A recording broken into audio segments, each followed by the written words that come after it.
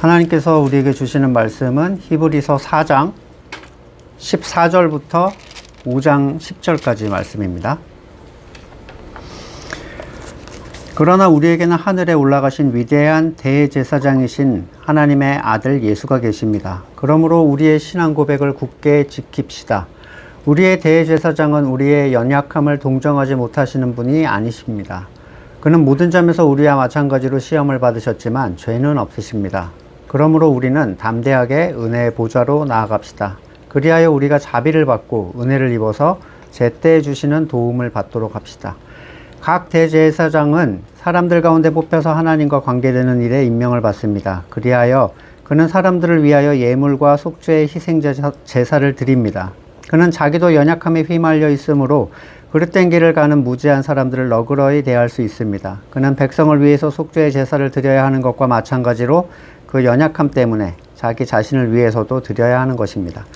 누구든지 이 영예는 자기 스스로 얻는 것이 아니라 아론과 같이 하나님의 부르심을 받아서 얻는 것입니다. 이와 같이 그리스도께서도 자기 자신을 스스로 높여서 대제사장이 되는 영광을 차지하신 것이 아니라 그에게 너는 내 아들이다. 오늘 내가 너를 낳았다. 하고 말씀하신 분이 그렇게 하신 것입니다. 또 다른 곳에서 너는 멜기세덱의 계통을 따라 임명받은 영원한 제사장이다. 하고 말씀하셨습니다.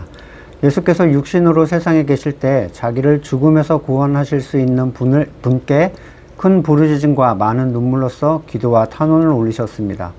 하나님께서는 예수의 경외심을 보셔서 그 간구를 들어주셨습니다. 그는 아드님이시지만 고난을 당하심으로써 순종을 배우셨습니다. 그리고 완전하게 되신 뒤에 자기에게 순종하는 모든 사람에게 영원한 구원의 근원이 되시고 하나님에게서 멜기세덱의 계통을 따라 대제사장으로 임명을 받으셨습니다. 아멘.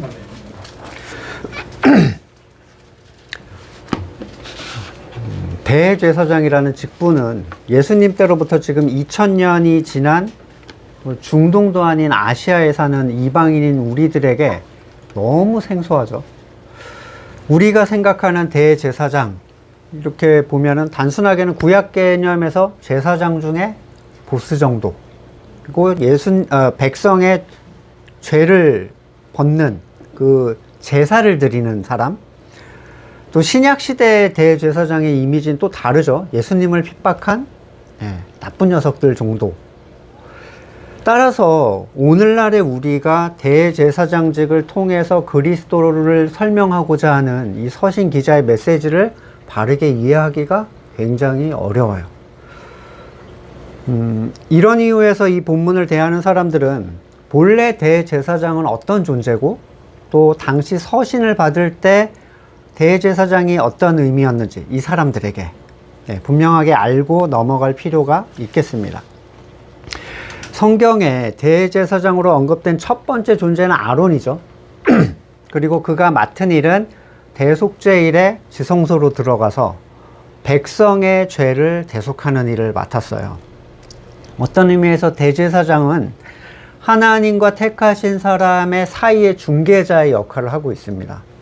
율법에 죄 지은 사람이 가져온 재물을 하나님께 올려드리고 하나님으로부터 받은 그 용서하신 그에게 죄 없음을 선포해주고 중간에서 하는 일이에요.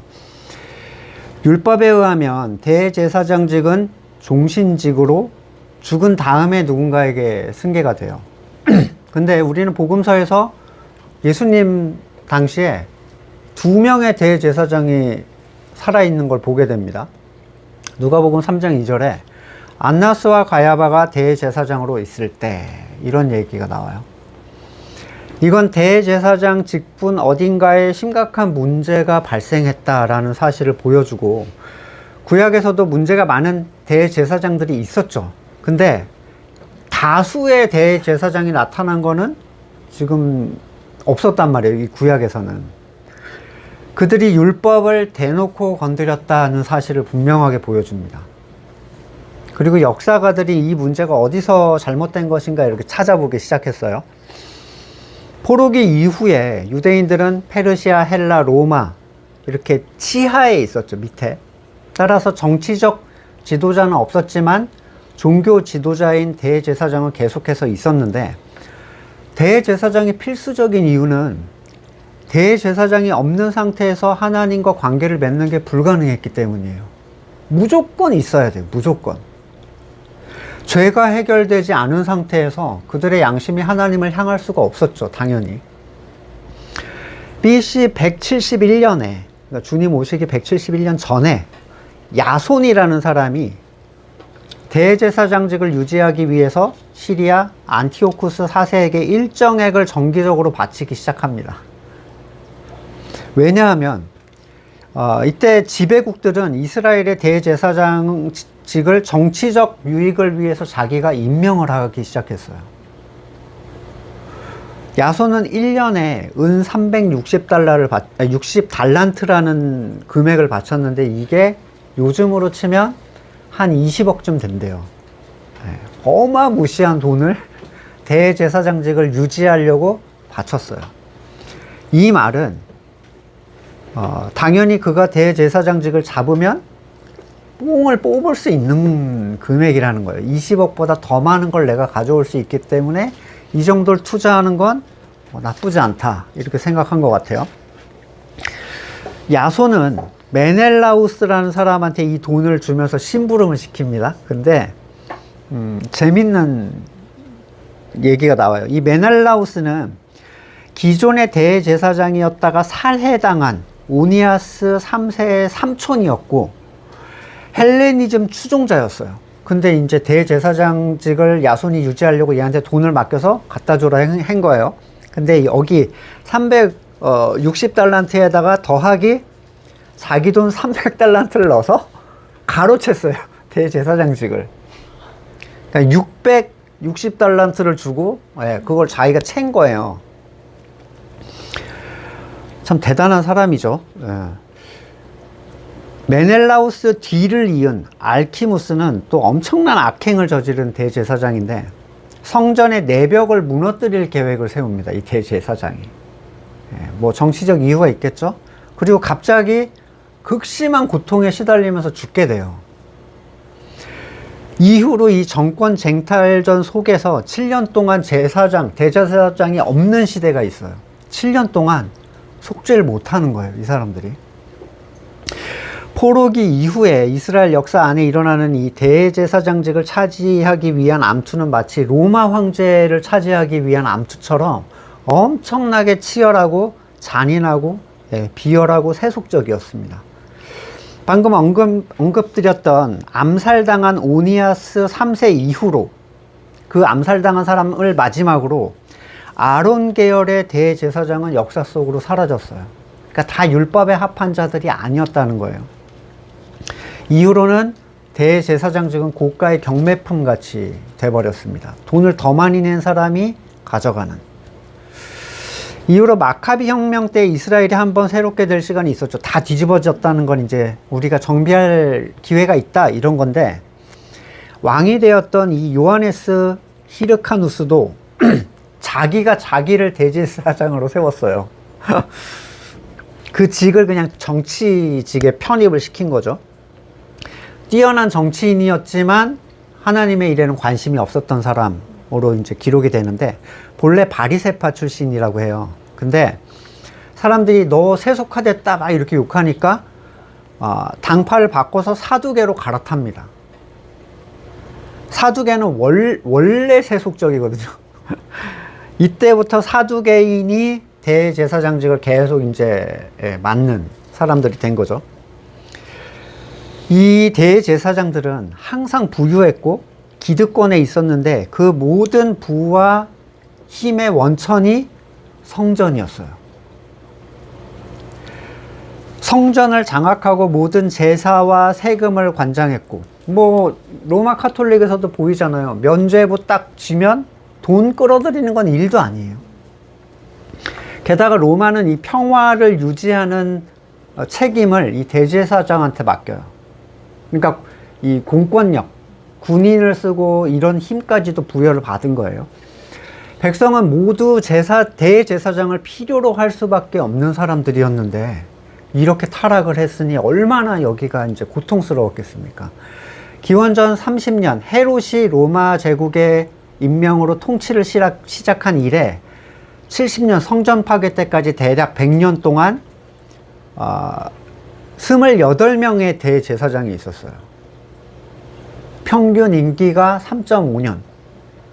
그 와중에 복음서에 등장하는 가야바가 18년 동안이나 이 직을 차지했는데, 이 암투와 경쟁 속에서 18년을 유지하려고 했으면 무슨 짓을 했겠습니까, 그 사람이. 심지어 그의 장인 안나스도 대제사장이었으니까 온갖 인맥과 혈연과 돈과 무력을 사용해서 차지했겠죠. 참고로 이 안나스와 가야바 사이에 3명의 대제사장이 더 있어요. 그러니까 진짜 치열하게 뺏기고 한 거예요. 사도행전 26장에 나오는 헤롯 아그리빠 있죠. 바울에게 죄가 없다 이렇게 얘기해 준 사람. 5년 동안 6명의 대제사장을 임명을 합니다. 유대 마지막 대제사장인 파니아스는 AD 67년에 반란자들이 제비뽑기로 뽑은 대제사장이에요. 주님의 공생애 당시에 예루살렘 성전은 가야바가 자기의 권력을 행사하고 그 부패한 삶을 유지하도록 해주는 힘이었습니다. 이 성전 자체가. 이 성전에 관련된 것만 차지하면 다 누릴 수 있는 거죠. 근데 예수님이 그걸 무너뜨리겠다 이렇게 얘기를 하신 거예요. 이 말은 성전을 자신의 탐욕을 채우는 근원으로 삼던 모든 기득권 세력에게 엄청난 불안감과 부담감을 주는 얘기였어요. 얼마나 밉고 싫었겠습니까? 파니아스 이후, 이 마지막 대제사장 이후에 이 히브리서는 성전 제사가 성전 파괴로 인해서 사라질 무렵에 쓰여졌기 때문에 당시 대제사장에 대한 유대인의 인식이 거의 대혼란이었다는 상황을 우리가 알고 있어야 돼요. 그러니까 대제사장 없이는 죄를 속죄할 수가 없는데 누가 봐도 개판들이에요. 이거 어떻게 해? 그런 거야. 아니, 아론의 계보도 아니고 그냥 암투로 한 거 다 알아요, 사람들이. 근데 대제사장이 없으면 아무것도 못해. 깊은 불신이 있었지만 무시할 수도 없는 엄청난 괴로운 상황이 이 히브리서를 받는 수신자들의 상황이었어요. 히브리서를 받는 이 히브리 유대인들의 대제사장에 대한 마음을 조금 정도 살펴봤는데 극도로 타락한 존재임을 알지만 절대 벗어날 수 없는, 그리고 오늘 본문의 14절을 보겠습니다. 그러나 우리에게는 하늘에 올라가신 위대한 대제사장이신 하나님의 아들 예수가 계십니다. 그러므로 우리의 신앙 고백을 굳게 지킵시다. 어쩌면 지금 사람들은 이 파니아스라는 사람을 대제사장으로 생각하고 있는 중이거나 아니면 성전이 이미 무너져서 꼴도 보기 싫은 대제사장을 안 봐도 되지만 하나님께 나아갈 수 있는 방법까지 함께 사라져버린 아주 절망적 상태였어요. 유괴 유대인들이 타락한 대제사장을 가지고 있든 아니면 그마저도 성전 파괴에 함께 사라져버렸든 우리에게는 하늘에 올라가신 대제사장이 계시다는 것, 이건 완전히 다른 관점이었습니다. 주님께서 성전을 무너뜨리겠다고 하신 것처럼, 또는 너희가 알지 못하는 다른 예배가 있다고 하신 것처럼, 다른 언약이 있다고 하신 것처럼 너무너무 충격적 사건이에요. 왜냐하면 지금 어느 서신에서도 예수님을 대제사장으로 묘사한 적이 없거든요. 서신의 수신자들은 우리의 죄를 대속하셨다라는 말을 많이 들어서 알고 있었지만 그것이 율법의 대제사장의 역할을 완벽하게 대체하는 새로운 언약의 성취라는 사실까지는 모르고 있었습니다. 히브리서 기자는 하나님과 성도의 중재자가 되시는 위대한 대제사장인 예수님이 계시니 우리의 신앙 고백을 굳게 지키자 라고 독려를 하고 있는데, 우리의 신앙 고백은 뭔가요? 줄줄 암송하는 사도신경인가요? 주후 400년 정도에야 완성이 된 거거든요, 사도신경이라는 게. 그러니까 그 고백을 얘기하는 건 아니죠. 히브리서 기자는 이미 3장에서 우리의 고백이 무엇이었는지를 설명을 해주는데, 히브리서 3장 1절, 그러므로 하늘의 부르심을 함께 받은 거룩한 형제자매 여러분, 우리가 고백하는 신앙의 사도요 대제사장이신 예수를 깊이 생각하십시오. 네. 예수님의 사도 되심 그리고 대제사장 되심에 대해서 생각하라는 거예요. 이게 고백인 거죠. 완벽한 대속, 하나님의 나라를 완성하고 안식하게 하신 분, 또 하나님의 뜻을 한치의 오류 없이 우리에게 그대로 전해주시는 분. 이 고백을 지킨다는 것은 성도가 온전하게 보호를 받는다는 의미예요. 죄의 문제를 대제사장으로서 해결해 주시고 하나님의 뜻을 따르는 문제를 사도로서 전하신 예수님의 완벽한 사역과 그에 대한 신뢰의 고백, 이걸 지키라는 거예요. 지금 이 히브리 기독교인들은 왜 그들의 신앙이 무너졌으며 왜 배교가 일어났는가? 그리스도의 대제사장 되심을 알지 못했기 때문에 율법의 제사를 힘입어서 죄를 없이 하려고 한 거죠. 뭔가 불안하니까.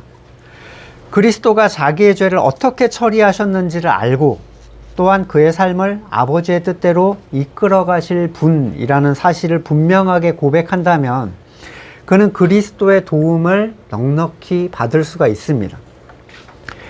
자, 대제사장 되신 예수님이 어떤 분이신가? 먼저 그는 완전하게 인간이 되신 하나님이에요.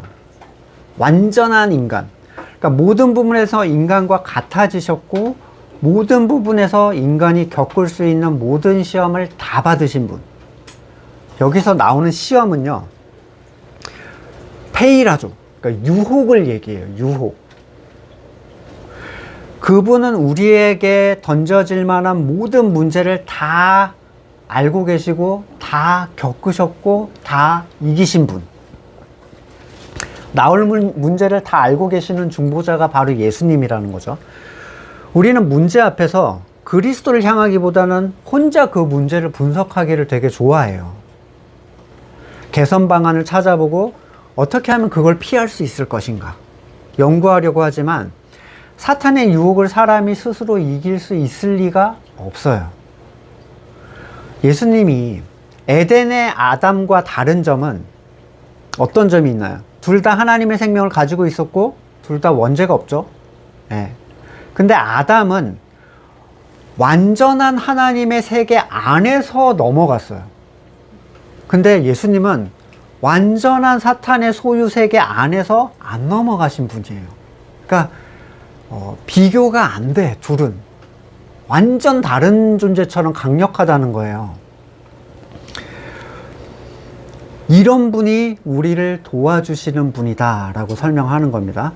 그러므로 우리는 담대하게 은혜의 보좌로 나아가야 한다 이렇게 얘기하는데, 담대함은 다른 표현으로는 정당하게 나가라 이거예요. 정당하게.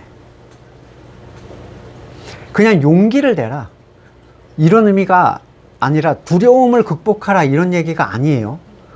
허용됐으니까 쫄지 말고 나가라는 거야. 그렇게 하라고 보내신 분이라는 거예요. 담대하라는 것은 내 연약함에 민망하지만 이런 게 아닙니다. 또 이런 내 모습을 주님께 죄송하긴 하지만 이런 게 아니에요.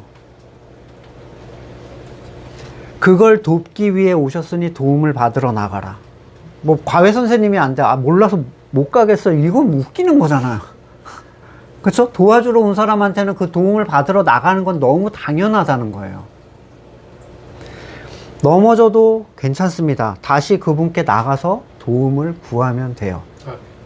16절은 우리가 주님으로부터 어떤 도움을 받는지를 보여주는데, 주님의 도우심은 건물교회가 말하듯이 자기의 소원을 성취해 주거나 문제를 내가 만족하는 만한 방향으로 해결해 주는 그런 게 아닙니다. 뭘 얘기하냐면 자비를 받고 은혜를 입는 것. 다른 의미로 그 연약함과 넘어짐에도 불구하고 그리스도의 의를 입었기 때문에 그것을 보지 않으시는 것, 하나님이 그걸 더 이상 바라보지 않으시는 것이 자비와 은혜를 입는 거예요. 왜냐하면 그것만이 그를 그리스도 안에 있는 자, 교회된 자로 유지시켜 주기 때문입니다. 그리스도의 의를 입고 있는 상태. 히브리 기독교인들은 그리스도를 향하여 자비와 은혜를 입지를 못했어요. 결국 그들은 의를 얻기 위해 스스로의 방식을 사용해야만 했습니다. 하지만 스스로의 의를 쌓는 존재들은 교회됨을 누릴 수가 없어요. 그것은 하나님의 의와 관계가 전혀 없기 때문에, 내가 만들어낸 의는 제때 주시는 도움을 받아라. 굉장히 중요하죠. 때를 놓치면 문제가, 비용이 더 커져요. 저희가 이렇게 치과를 가면 정기검진을 때 드는 비용, 그리고 임플란트 할 때 드는 비용까지 이렇게 쭉 이 정기적 검사를 통해서 너한테 돈이 얼마나 들어가는지 봐라, 이걸 보여주더라고요. 근데도 무서워서 안 가죠, 정기검진.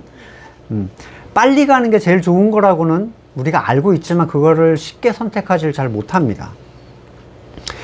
무슨 문제든 초기 진압이 제일 적은 비용을 들게 하는데, 내가 나의 연약함으로 침울해지고 나의 넘어짐으로 하나님과 거리를 두고 싶을 때 초기 단계에서 해결하면 그걸 인식하는 것만으로도 회복이 돼요. 하나님한테 가야지. 요거까지만 해도 이거 누가 던져주는 지금 참소지, 이거 인식만 해도 금방 회복이 돼요. 근데 스스로 해결하고 돌아오려는 사람들은 엄청나게 큰 비용을 지불해야 됩니다. 결국엔 돌아오는 건 똑같은데, 결국엔 치과 의사한테 가야 되는 건 똑같은데, 멀고 먼 길을 엄청난 비용을 들여서 엄청난 고통을 감수하면서 겪어야 돼요. 그래서 날마다 그리스도의 의로 옷 입는 것, 날마다 자기를 부인하고, 이게 굉장히 중요한 거죠. 5장부터 대제사장의 역할을 설명을 합니다. 하나님과 관계되는 일에 임명을 받은 사람들인데, 앞에서 설명드린 대로 죄를 지은 자와 하나님의 중간에서 중개를 하는 존재예요. 레위 계통의 대제사장은 자기의 연약함 때문에 죄를 지은 자를 너그럽게 대할 수밖에 없었어요. 자기를 위해서도 속죄를 드려야 돼요, 이 사람들은.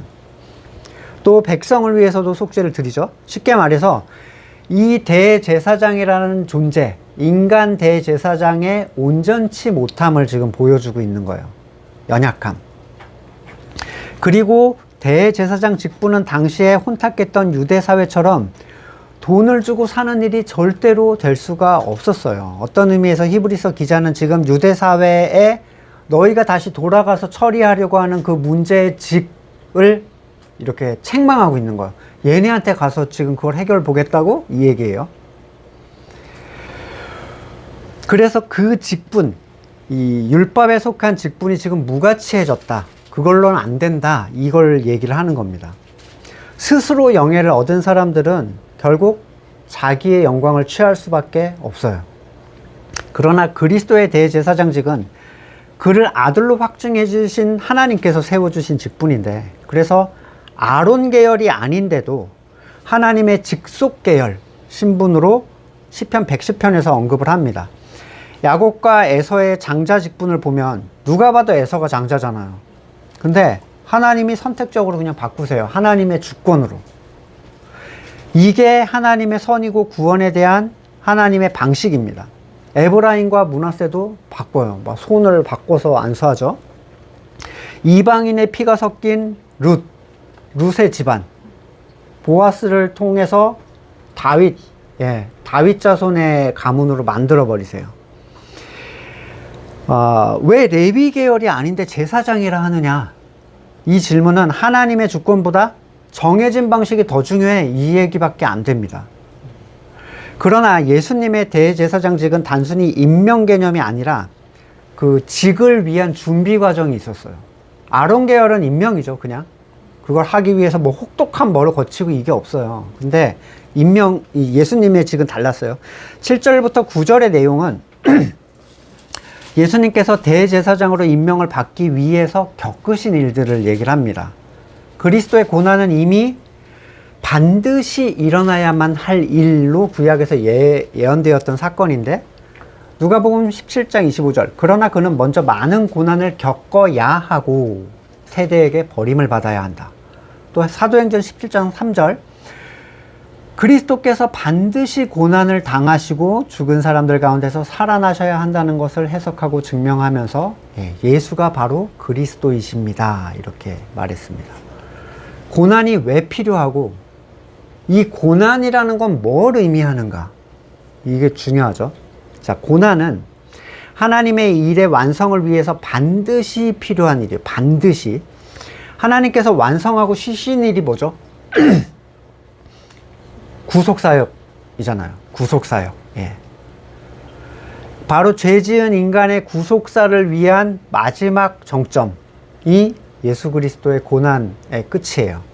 그래서 그리스도, 구세주이시며 메시아이신 이분의 사역에 고난이라는 부분은 빼놓을 수가 없는 부분이고, 인간의 죄를 대속하시는 과정에서 예수님께서 짊어지셔야만 하는 일이었어요.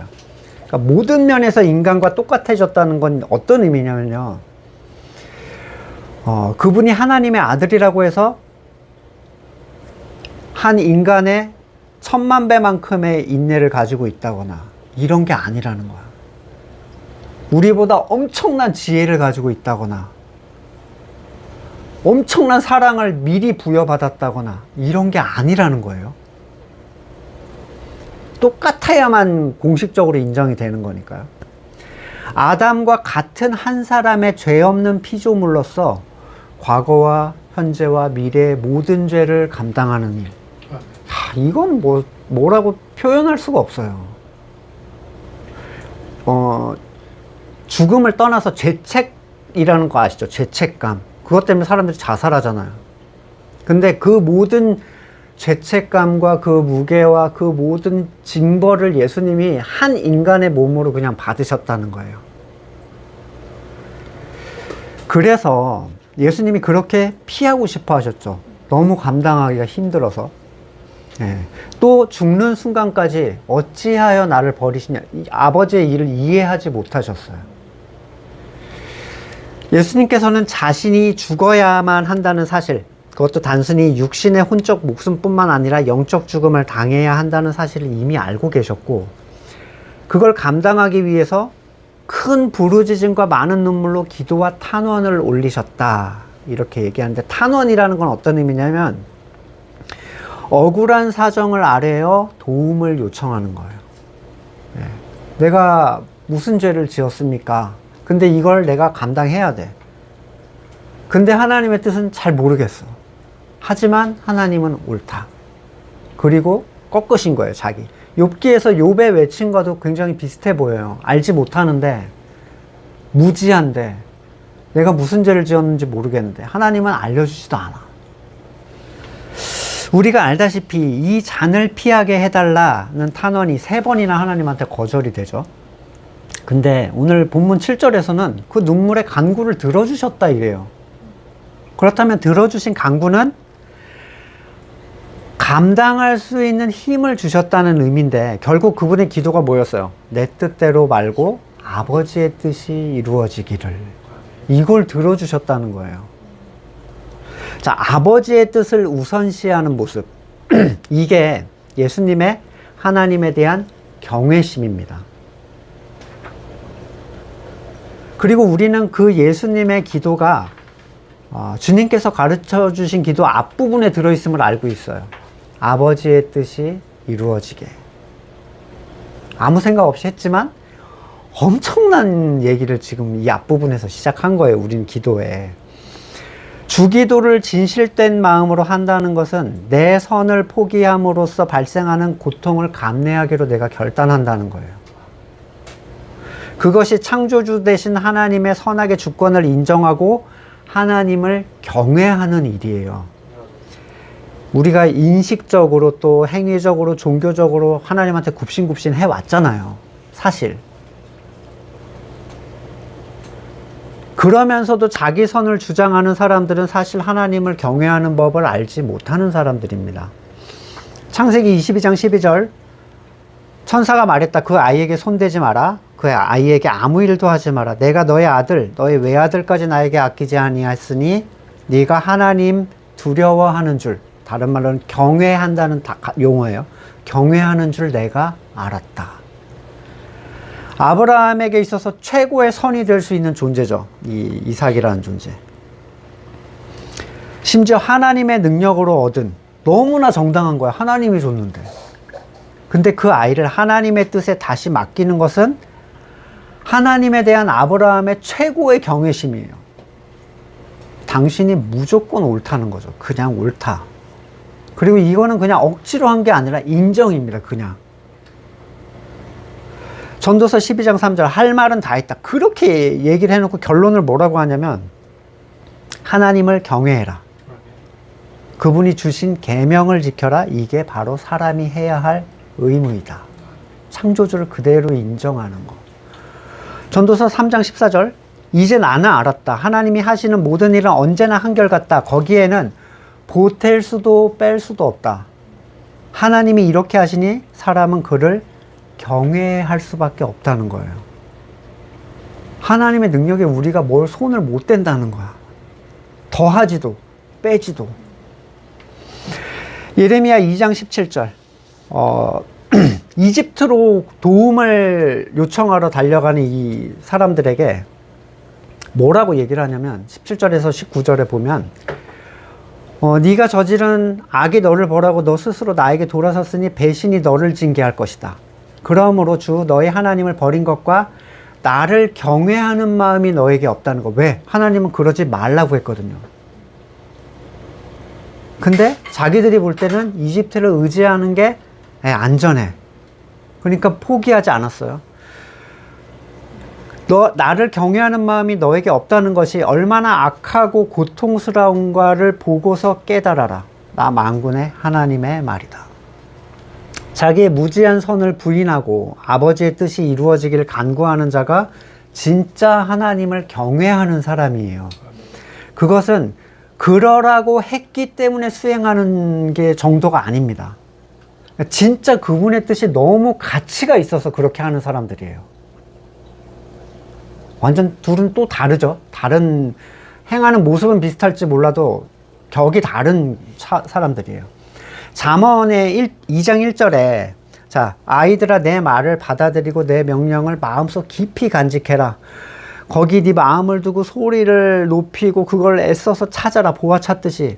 자, 그렇게 하면 너는 주님을 경외하는 길을 깨달을 것이며 하나님을 아는 지식을 터득할 것이다. 이 지혜가 뭔가, 이 귀를 기울이란 지혜, 말씀으로 우리를 돕겠다고 말씀하신 예수 그리스도예요. 골로새서 2장 3절 그리스도 안에는 모든 지혜와 지식의 보화가 감추어져 있습니다.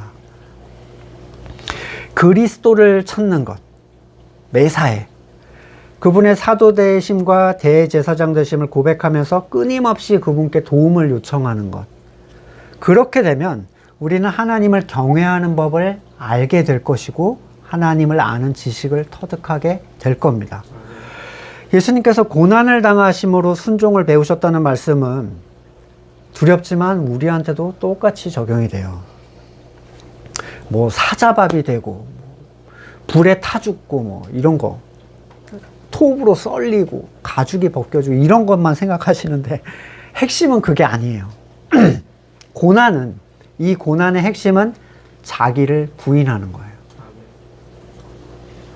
그러나 그것은 주님께서 당하신 것처럼 온 인류를 위한 한 인간이 그걸 감내해야 되는 그런 급이 아니에요. 자, 마태복음 11장 28절 수고하며 무거운 짐진 사람은 모두 내게로 오너라. 내가 너희를 쉬게 하겠다. 나는 마음이 온유하고 겸손하니 내 멍에를 메고 나한테 배워라. 그리하면 너희는 마음에 쉼을 얻을 것이다. 내 멍에는 편하고 내 짐은 가볍다. 예수님께서는 멍에를 없애주신 게 아니죠. 멍에를 바꿔주셨어요. 다른 걸로. 아주 가벼운 걸로. 그러니까 왜냐하면 우리가 졌던 멍에라는 건 우리를 살릴 수 없는 급이었잖아요. 모든 발버둥을 쳐도. 이 가벼운 멍에가 뭐냐면 바로 자기를 부인할 수 있도록 만들어 주신 거예요. 구원에 대한 우리의 선택. 살려놓으시고 이걸 붙잡으라고 하신 거죠.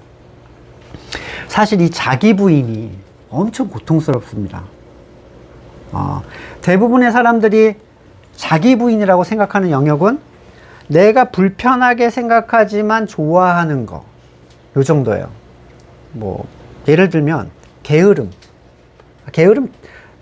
막 권장하는 사람 없잖아요. 근데 좋아. 게으름을 부리고 있을 때 이러면 안 된다는 걸 알아. 그러니까 이런 걸 부인하라고 하면요, 그렇게 힘들진 않아요. 그렇죠? 뭐 분노, 미움, 이런 이유에서 이런 거는 이런 거에 대한 부인은 생각보다 힘들지 않은데, 내가 선하다고 여기는 것이 나타났을 때 이게 이제 엄청난 고통이 발생합니다. 인정하고 싶지도 않아요. 그럴 리가 없어. 갑자기 그렇게 변해요. 그럴 리가 없어. 미움? 나도 인정해. 나도 잘못한 거 알아. 근데 내가 내 힘으로 베푼 선했던 일들, 내가 여태까지 옳다고 생각했던 신앙들, 이건 절대로 쉽게 해결되지 않고 부인하는데 엄청난 고통을 수반해요. 바울과 유대인들이 추구했던 율법의 의 생각해 보셨나요? 만약에 예수님이 너 왜 11조 똑바로 안 해? 이랬으면 아마 죄송합니다 했을 거예요. 역시 주님은 정확하시군요 했겠죠. 또는 너 왜 기도 시간이 이렇게 짧고 금식이 뜸하냐? 너 안식일에 왜 놀러 갔어? 아마 유대인들은 수긍했을 겁니다. 그러나 그따위 웃기지 마라. 내가 돌 위에 돌 하나도 남기지 않고 다 무너뜨리겠다. 이거는 못 받아들이는 거예요. 참을 수 없는 분노, 두려움, 이게 생기는 겁니다. 갑자기 선의 지적을 받았을 때. 만약 여러분이 한참 사람이 만든 우리가 기독교를 섬기고 있었잖아요. 예? 근데 그때 그게 진리라고 생각했을 때 누가 와서 이건 교회가 아니다, 이건 예배가 아니고 이건 기도가 아니야 라고 했으면 받아들였겠는가? 아마 엄청 강하게 거부했을 거예요. 저는 날라리 신자였는데도요, 거부했을 것 같아요. 왜냐면 그게 신앙이라고 생각했으니 그나마 내가 붙잡을 수 있는 거거든. 그건 그 당시에 나에게 완전한 선이었으니까. 그러나 지금 여러분이 이 자리에 오신 것은요, 말씀 앞에서 그 선하다고 생각하는 걸 대면할 기회를 하나님이 주셨기 때문이에요. 왜 성경에서 이렇게 말하고 있지? 난 분명히 선이라고 여기고 있는데 이상해, 이 느낌이 들어온 거예요 지금. 도대체 영과 진리로 드리는 예배가 뭔지, 14만 4천 밖에 배울 수 없는 그 새 노래가 뭔지, 왜 사도들의 기도는 개인적 소망의 기도가 없었고 성도의 교제는 야유회나 가는 게 아니라는 것을 알게 된 거는 말씀을 통해서 아닙니까? 참으로 선하다고 생각하는 것을 부인하는 것이 진정한 자기 부인이에요. 진정한 자기 부인. 자기를 부인하는 사람들, 특별히 자기의 걸리는 영역, 악의 영역을 넘어서 선의 영역까지 그걸 부인하는 사람들을 하나님을 경외하는 사람이라고 얘기를 합니다. 그게 예수님께서 우리에게 보여주시는 하나님을 경외하는 방법이에요. 예수님을 도우려던 베드로, 사탄이란 얘기를 들었죠. 이걸 잊으면 안 됩니다. 나의 선한 의도 따위는 하나님 앞에서, 그리고 살아있는 말씀 앞에서는 아무것도 아니에요. 말씀이 그렇게 얘기하고 있지 않다면 끝난 거예요, 그냥. 예수님은 하나님의 뜻을 따라 십자가를 지시고 죽음에서 건지심을 받아서 비로소 완전하게 되셨다, 이 얘기를, 이걸 거치신 거예요. 이런 어마무시한 직분을 받으신 거예요. 이걸 누가 통과해서 이 직을 얻을 수가 있겠습니까? 이 말은 그분이 완전한 구원자가 되셨다는 것이고, 하나님의 구원의 점정, 눈을 찍은 거예요. 진짜 살아서 움직이게 만드신 역할을 하신 거죠, 이 고난으로. 그리고 누구에게 구원의 근원이 되십니까? 묘하게도 하나님의 뜻에 따라 거듭난 모든 사람에게 라고 하지 않고요. 왜냐하면 순종이라는 어떤 조건을 달아놨어요. 왜냐하면 이 순종이라는 것이 내가 주는 멍에거든요. 이 멍에를 매는 자, 대한 요청을 하시는 거예요, 지금. 여러분, 거듭난 사람이 다 순종이라 이 자기 부인의 짐을 지고 자동으로 다 되나요? 절대로 안 됩니다. 그렇기 때문에 항구연구가 아니에요. 요구하세요, 계속. 주님의 뜻에 순종한다 또는 하나님을 경외한다는 건 자기를 부인하고 자기 십자가를 지라는 명령에 순종하는 것인데, 그게 좁은 길이고 그게 하나님을 경외하는 사람이에요. 기껏 교회 일이나 하고 종교 행위를 채우는 거 아무 의미 없습니다. 내 마음이 즐거웠던 어떤 순간들 말씀 앞에 대보세요. 그게 진짜 하나님의 뜻에 합한 일이었던가. 여러분, 율법을 행하는 사람도 즐거움을 느껴요. 하나님을 굉장히 임재를 생각하면서 눈물도 흘리고 기쁘기도 합니다. 그러니까 말씀 앞에 대지 않으면 몰라요. 그런 식으로는. 유대인들도 목숨을 걸고 했잖아요. 우리가 져야 하는 것, 주님께서 주신 멍에. 베드로전서 2장 21절, 바로 이걸 위해서 여러분은 부르심을 받았습니다. 그리스도께서는 여러분을 위하여 고난을 당하심으로써 여러분이 자기 발자취를 따르게 하시려고 라고 얘기를 하고 있어요. 본을 남겨놓으셨습니다. 23절, 그는 모욕을 당하셨으나 모욕으로 갚지 않고 고난을 당하셨으나 위협하지 않으시고 정의롭게 심판하는 이에게 다 맡기셨습니다. 일상을 살면서 일어나는 여러 가지 우리의 선들이 막 나타나잖아요. 거기에서 하나님을 한번 더 생각하시고 하나님의 손길에 그걸 맡길 수 있겠는가? 물론 이거는 호구로 살라는 얘기는 아닙니다. 이 분별을 하셔야 돼요. 이 영역은. 절대로 호구로 살기를 요청하는 건 아니에요. 자기 선을 주장하지 않으신 일, 이게 이제 예수님께서 보여주신 일인데, 베드로전서 4장 1절, 그리스도께서는 육신으로 고난을 받으셨습니다. 여러분도 같은 마음으로 무장하십시오. 육신으로 고난을 받은 사람은 이미 죄와의 인연을 끄는 것입니다. 4장 13절에 그만큼 여러분은 그리스도의 고난에 동참하는 것이니 기뻐하십시오. 그러면 그의 영광이 나타날 때 여러분 또한 기뻐 뛰며 즐거워하게 될 것입니다. 자, 여기서 말하는 고난도 역시 자기의 선을 부인함으로써 나타나는 고난이에요. 예를 들어 많은 고난들이 있죠. 뭐 예를 들어 믿는 사람을 핍박하는 가정, 집안 식구, 남편이 뭐 때린다, 성경을 찢는다, 뭐 불에 태운다. 제 친구 중에도 성경을 불에 태웠다고 막, 예. 근데 안 믿어요. 원래도 믿는 애도 아니었어. 그러니까 이거는 성도만 당할 수 있는 고난이에요, 여러분. 교회 다니는 사람이 당하는 고난이 아닙니다. 또는 어떤 게 있어요.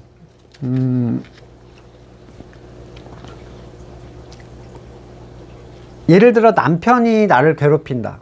그러면 그 남편이 나를 괴롭혔기 때문에 나는 고난을 받았다라고 생각하잖아요. 근데 거기가 아니라 어떤 거냐면 그 남편에 대한 선악의 판단을 하나님께 돌리고 그를 향한 자기 선에 의해서 분내거나 우울하지 않은 상태가 되어야 자기를 부인한 거예요. 그게 고난을 받은 거예요. 나 교회 간다고 미워했는데 저 택함을 받지 못한 녀석, 하나님께서 벌을 내려주시고, 이런 거는 고난을 받은 게 아니야. 근본적인 거에 있다는 거예요. 심지어 여러분 더 무서운 건 뭐냐면요, 악하게 대한 남편보다 잘해주는 남편, 이걸 부인하는 게 더 어렵다는 거예요. 더 고통스럽게 부인되어야 할 자기 선이 될 수가 있습니다.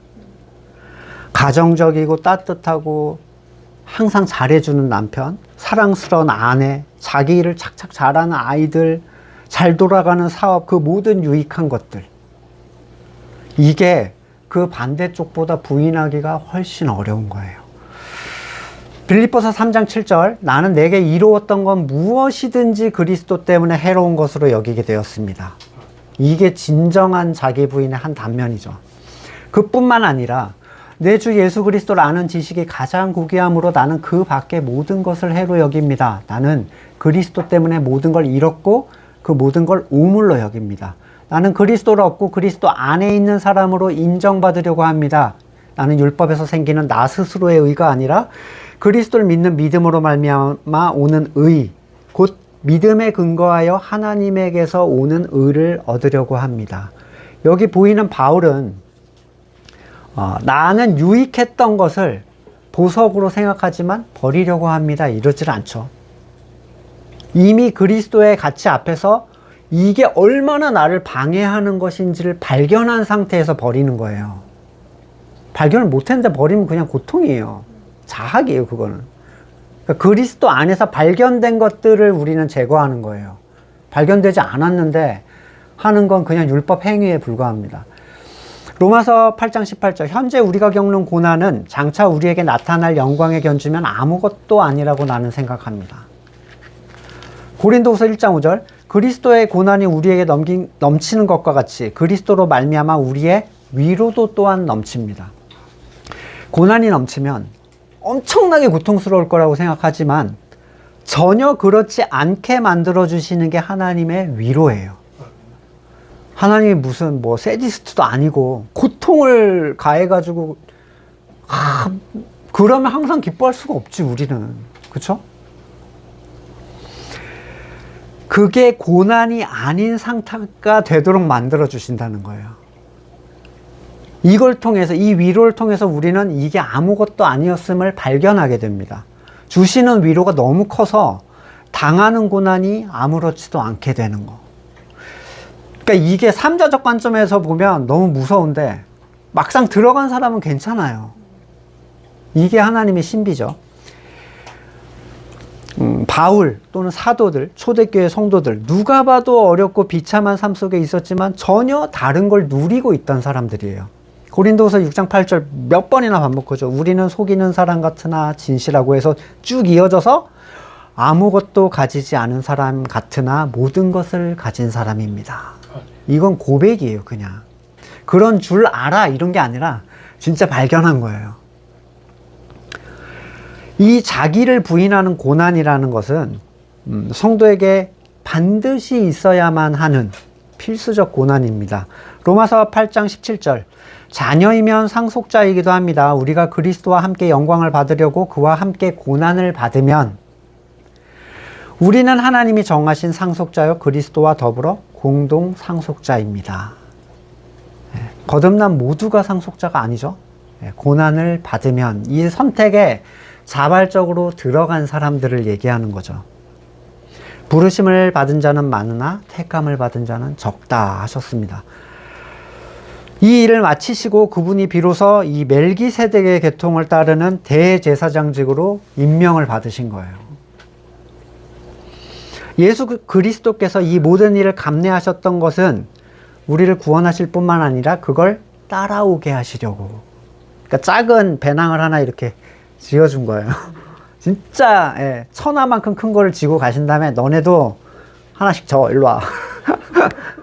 그거 지고 가는 거예요. 빌립보서 1장 29절, 하나님께서는 여러분에게 그리스도를 위한 특권, 믿는 것뿐만 아니라 그를 위해 고난받는 특권도 주셨습니다.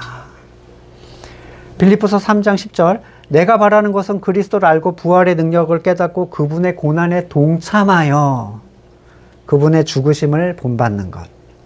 결국 이 고난은요, 자기 부인이에요. 여러분, 왜 나는 예수 믿는다고 괴롭히는 사람이 없나, 이런 것만 생각하지 마세요.